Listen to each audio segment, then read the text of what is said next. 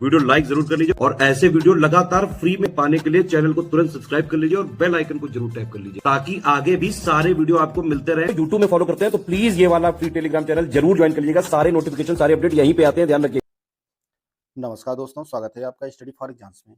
दोस्तों, UPT plus सी BPO के लिए प्रश्नोत्तरी सीरीज का ये चौथा वीडियो है। 3 वीडियो पहले आ चुकी हैं। अगर आपने वो वीडियो नहीं देखा है तो उसके लिए एक प्लेलिस्ट बना दी गई है, उसको फॉलो करके आप लोग सभी वीडियो को देख लीजिएगा। बीपीओ के लिए हमारा पेड ग्रुप चल रहा है।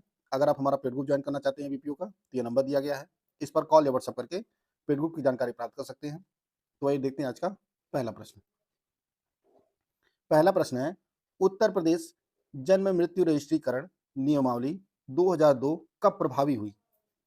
तो यह जो नियमावली है वह 22 मार्च 2003 को जो है यह नियमावली प्रभावी हुई थी। तो इसका ऑप्शन ए सही है। बढ़ते अगले क्वेश्चन की तरफ।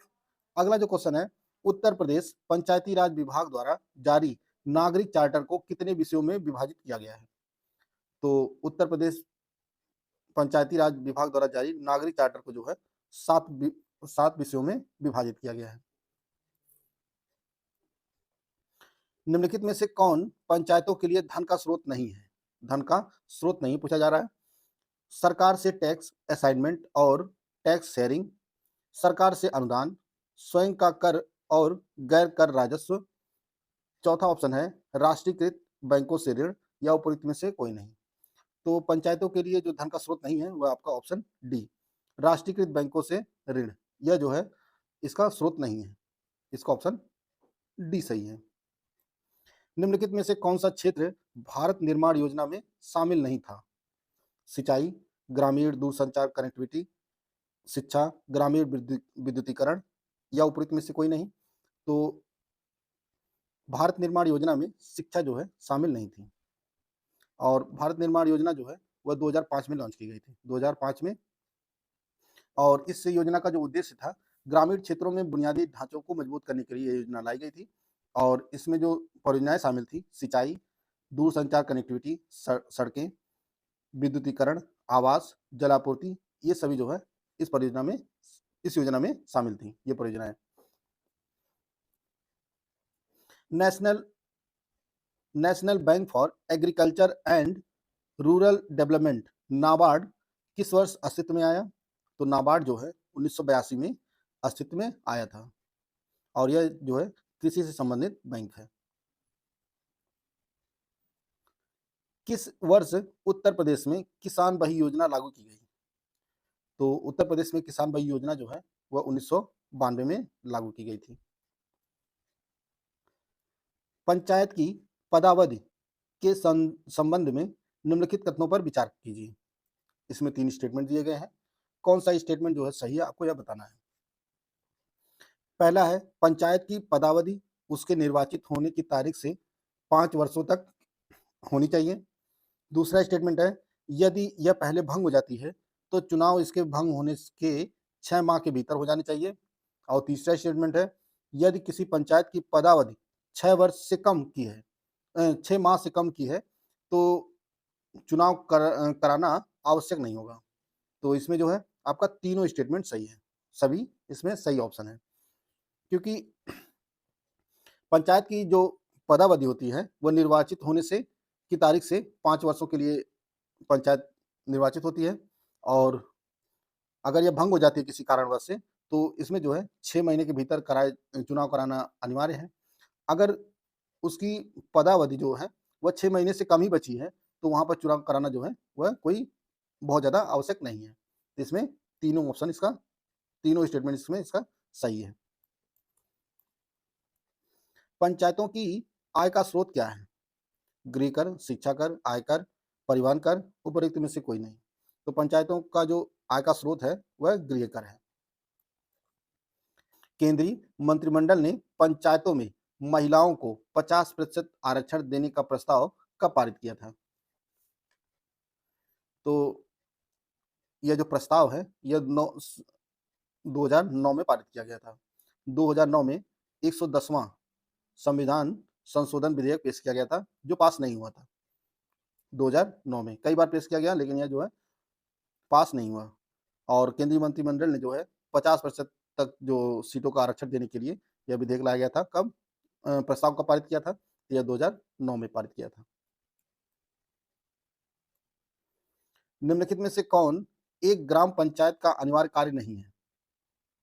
स्वच्छता, पीने का पानी, लघु उद्योग, गाँव की सड़कों का रखरखाव या उपरोक्त में से कोई नहीं। तो इसमें लघु उद्योग जो है यह पंचायत का अनिवार्य कार्य नहीं है। बाकी स्वच्छता, पीने के पानी, गाँव की सड़कों का रखरखाव ये सभी जो है ग्राम पंचायत के अनिवार्य कार्य हैं।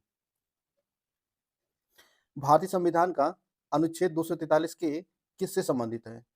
तो यह जो है आपका ऑप्शन डी पंचायतों के लिए चुनाव से संबंधित है। भारतीय संविधान का अनुच्छेद 243 के, इसका ऑप्शन डी सही है। जिला पंचायतों में प्रतिनियुक्ति जिला पंचायतों में प्रतिनियुक्ति पर राज्य सरकार के कर्मचारियों की देखरेख की शक्ति किसके साथ टिकी होती है? तो यह जो है राज्य सरकार के विभाग के साथ जो है टिकी होती है। इसका ऑप्शन बी सही है।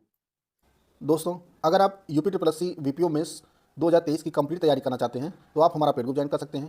पेड ग्रुप में आपको पूरा स्टडी मटेरियल दिया जाएगा, पेड क्विज दी जाएगी, टेस्ट सीरीज प्रोवाइड की जाएगी, सब कुछ जो है आपको एक ही जगह प्रोवाइड किया जाएगा। और यह मटेरियल इतना सफिशिएंट होगा कि आपको बाहर से कुछ भी खरीदने की जरूरत नहीं होगी, कोई भी बुक आपको परचेज नहीं करना होगा, सिर्फ अगर आपने यह हमारा पेड कोर्स ले लिया है तो। इसके लिए जो फीस रखी गई है वह 1500 रुपये रखी गई है, जो कम कर दी गई है। और अगर आप केवल स्टडी मटेरियल लेना चाहते हैं इसमें तो इसके लिए जो फीस है वह 800 रुपये है। अगर आप केवल टेस्ट सीरीज लेना चाहते हैं तो इसके लिए जो फीस रखी है वो 400 रुपये रखी गई है। पेड क्विज के लिए जो फीस है वो मात्र 500 रुपये है और इसमें आपको 2000 से भी ज़्यादा क्वेश्चन कराए जाएंगे। आपको इनमें से कोई भी पेड ग्रुप ज्वाइन करना चाहते हैं आप तो हमारा यह नंबर दिया गया है 8564880530 या 7523864455। इस पर कॉल या व्हाट्सएप करके पेड ग्रुप की जानकारी प्राप्त कर सकते हैं। एकीकृत बाल विकास योजना कब शुरू की गई थी? तो एकीकृत बाल विकास योजना जो है वह 2 अक्टूबर 1975 को शुरू की गई थी और इस योजना का जो उद्देश्य था वह 6 वर्ष की आयु के बच्चे और गर्भवती तथा जो स्तनपान कराने वाली महिलाएं हैं उनके पोषण में सुधार के लिए जो है यह योजना लॉन्च की गई थी। बच्चों में जो पैदा होते हैं बच्चे उनमें जो है कुपोषण की शिकायत जो है बहुत ज़्यादा होती है, तो उसे दूर करने के लिए यह योजना लॉन्च की गई थी। जो बच्चे 6 वर्ष से कम आयु के बच्चे थे, तो इसका ऑप्शन डी सही है। इंदिरा आवास योजना जो अब प्रधानमंत्री ग्रामीण आवास योजना हो गई है, की शुरुआत कब हुई थी? तो इसकी शुरुआत जो है ऑप्शन डी इसका सही है 1985-86 में यह योजना लॉन्च की गई थी और 2016 में मोदी सरकार ने इसे प्रधानमंत्री ग्रामीण आवास योजना कर दिया। तो इसका ऑप्शन डी सही है।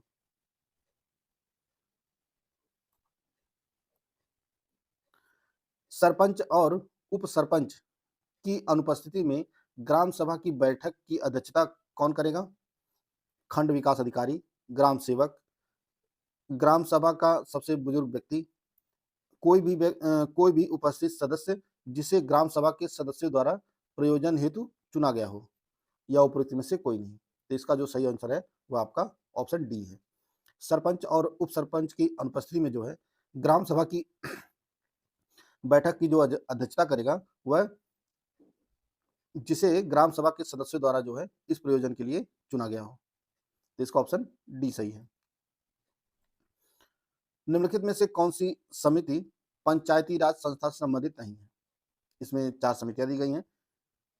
PVN राव समिति, LM सिंघवी समिति, अशोक मेहता समिति, बलवंत राय मेहता समिति या उपरोक्त में से कोई नहीं। इसमें पंचायती राज से संबंधित जो समिति नहीं है वो आपका ऑप्शन ए है। PVN राव समिति जो है यह वित्तीय सुधार से संबंधित है। यह जो है देश में वित्तीय सुधार के लिए जो है इस समिति का गठन किया गया था 1991 में। LM सिंघवी समिति जो है यह 1986 में इसका गठन किया गया था। अशोक मेहता समिति जो है यह 1977 में और बलवंत राय मेहता समिति यह 1957 में। इसका गठन किया गया था। तो ये जो पंचायती राज से संबंधित नई संस्था है, संसद संबंधित नहीं है समिति, वह PVN राव समिति इससे संबंधित नहीं है, बाकी तीनों हैं। जिला परिषद को कौन भंग कर सकता है? जिला परिषद को कौन भंग कर सकता है? जिला पंचायत अध्यक्ष, राज्य सरकार, केंद्रीय सरकार, पंचायत समिति के अध्यक्ष या उपरोक्त में से कोई नहीं। तो इसका सही आंसर है वो आपका ऑप्शन बी। जिला परिषद को जो है राज्य सरकार ही भंग कर सकती है। जिला परिषद को भंग करने की जो शक्ति है वह राज्य सरकार के पास में है। तो इसका ऑप्शन बी सही है। सरपंच अपना त्यागपत्र किसको सौंपता है? सरपंच अपना त्यागपत्र किसको सौंपता है? पंचायत समिति के विकास अधिकारी को, उप सरपंच को, जिला परिषद के CEO को या प्रधान को, या उपयुक्त में से कोई नहीं। तो सरपंच जो है अपना त्यागपत्र पंचायत समिति के विकास अधिकारी को सौंपता है। इसका ऑप्शन ए सही है। संवैधानिक प्रावधान के अनुसार जिला परिषद का अध्यक्ष कैसे चुना जाता है? प्रत्यक्ष रूप से, अप्रत्यक्ष रूप से, जैसा कि राज्य विधानमंडल द्वारा तय किया गया था, या सहकारिता के माध्यम से, या उपरोक्त में से कोई नहीं। तो जिला परिषद का जो अध्यक्ष जो चुना जाता है वह अप्रत्यक्ष रूप से चुना जाता है। इसका ऑप्शन बी सही है। पंचायत के लिए चुनाव कराने का निर्णय किसके द्वारा लिया जाता है? पंचायत के लिए चुनाव कराने का जो निर्णय है वो किसके द्वारा लिया जाता है? भारत के चुनाव आयोग द्वारा, प्रधानमंत्री द्वारा, राज्य सरकार द्वारा, या राष्ट्रपति द्वारा, उपरोक्त में से कोई नहीं। तो राज्य में जो चुनाव होते हैं पंचायत के, वह उसका निर्णय जो लेती है वह राज्य सरकार लेती है। इसका ऑप्शन बी सही है। तो दोस्तों, ये कुछ महत्वपूर्ण प्रश्नोत्तरी थी जिसको हम लोग इस वीडियो के माध्यम से कवर कर चुके हैं। वीडियो अगर आपको अच्छा लगे तो लाइक कर सकते हैं, चैनल को सब्सक्राइब कर लीजिए। मिलते हैं नेक्स्ट वीडियो में, तब तक के लिए जय हिंद, जय भारत।